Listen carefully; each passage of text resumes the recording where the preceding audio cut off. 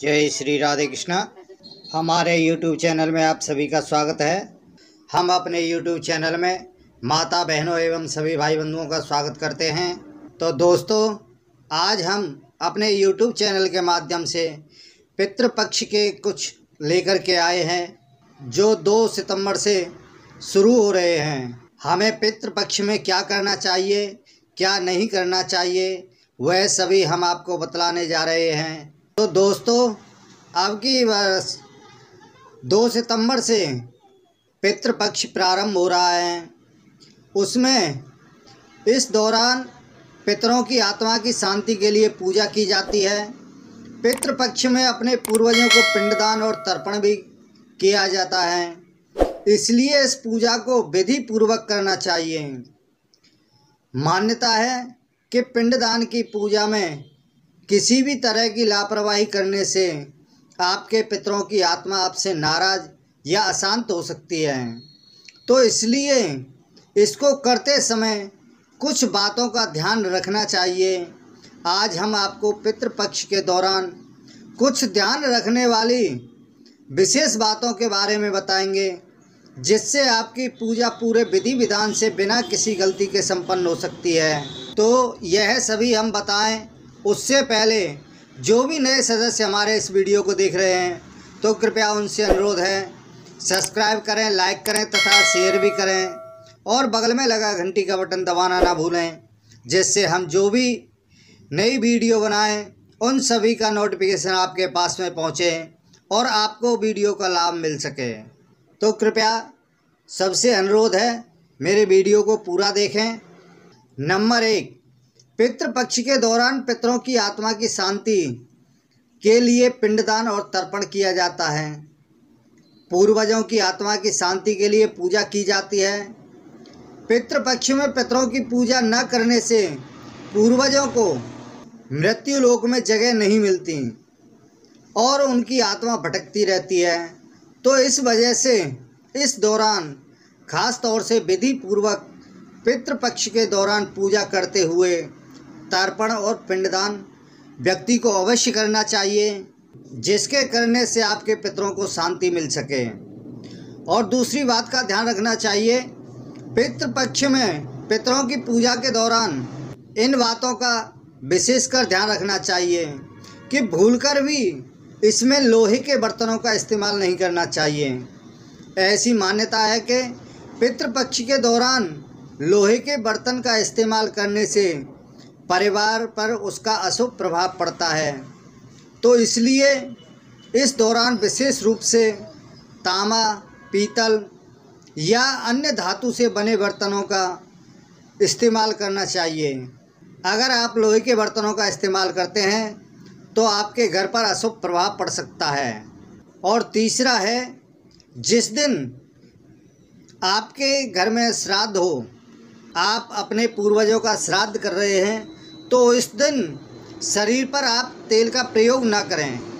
और यदि आप पान खाने के शौकीन हैं तो आपको पान भी नहीं खाना है जिस दिन आप श्राद्ध कर रहे हैं उस दिन। और किसी के घर का खाना भी नहीं खाना चाहिए, यह बिल्कुल वर्जित है।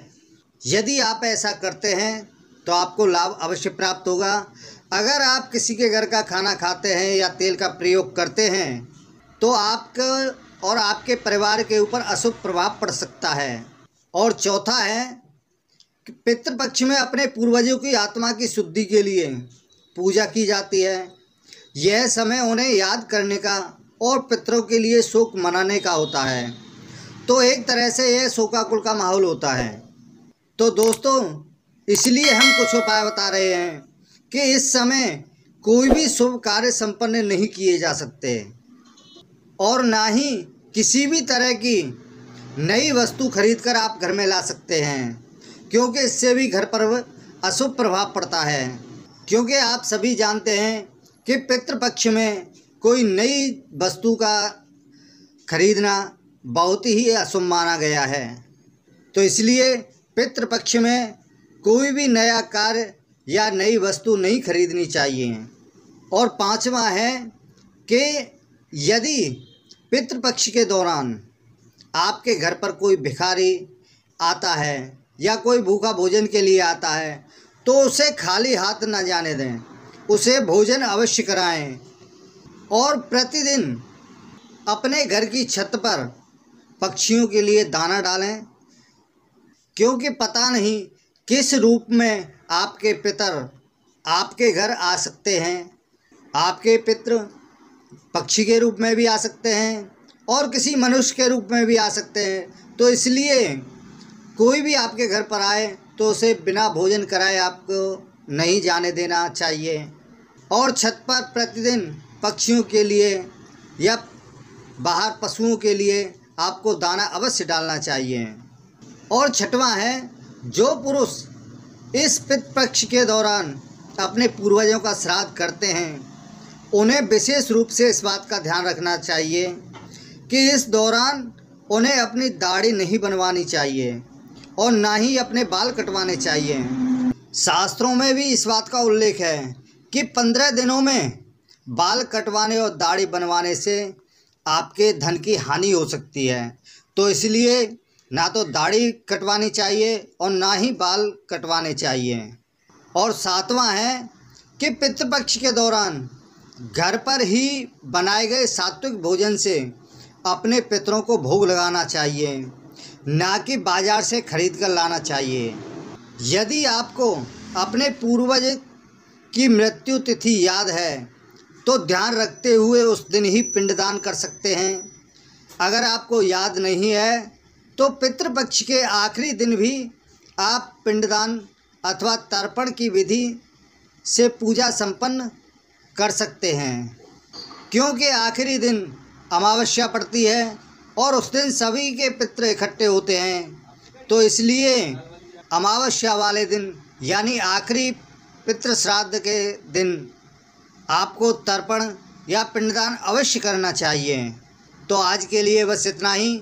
आज हमने आपको पितृपक्ष के दौरान क्या करना चाहिए क्या नहीं करना चाहिए वह सभी हमने आपको बतलाया है। तो इसी के साथ ही जय श्री राधे कृष्णा।